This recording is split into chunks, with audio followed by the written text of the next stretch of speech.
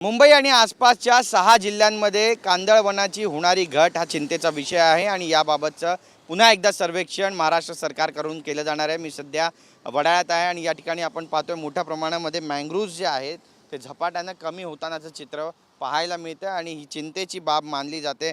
पर्यावरणाचा समतोल राखण्यामध्ये कांदळवनाची प्रमुख भूमिका असते आणि हेच कारण आहे की आता अतिक्रमणांचा वेध घेण्यासाठी कांदळवन क्षेत्रांचं नव्यानं संरक्षण करण्यात येणार आहे। महाराष्ट्र कांदळवन कक्षानं महाराष्ट्र रिमोट सेन्सिंग ॲप्लिकेशन सेंटरला कोकणातील 7 जिल्ह्यात खारफुटीचं नव्यानं सर्वेक्षण करण्यास सांगितलेलं आहे आणि त्यामुळे आता महाराष्ट्र कांदळवन कक्षाच्या आदेशानुसार महाराष्ट्रात ही रिमोट सेन्सिंग ॲप्लिकेशन योजना जी आहे ती राबवली जाणार आहे। मुंबई उपनगर, पालघर, रत्नागिरी, रायगड आणि सिंधुदुर्ग या जिल्ह्यांमध्ये किनारपट्टीचा अभ्यास करण्यात येणार आहे आणि खारफुटीचं संवर्धन करण्याची एक मोठी जबाबदारी जी आहे ती सुद्धा प्रशासनावर आहे। त्यासोबतच उरण आणि इतर भागांमध्ये कांदळवनांकडे मोठ्या प्रमाणामध्ये दुर्लक्षित झाल्याचं सुद्धा निष्पन्न झालं आहे। या पार्श्वभूमीवर आता या सगळ्यांचं सर्वेक्षण केलं जाणार आहे। मुंबईतील कांदळवन मुंबईचं फुफ्फुस मानलं जातं आणि झपाट्यानं ते कमी होत चाललं आहे, त्यामुळे आता नव्यानं त्याचं सर्वेक्षण होणार आहे।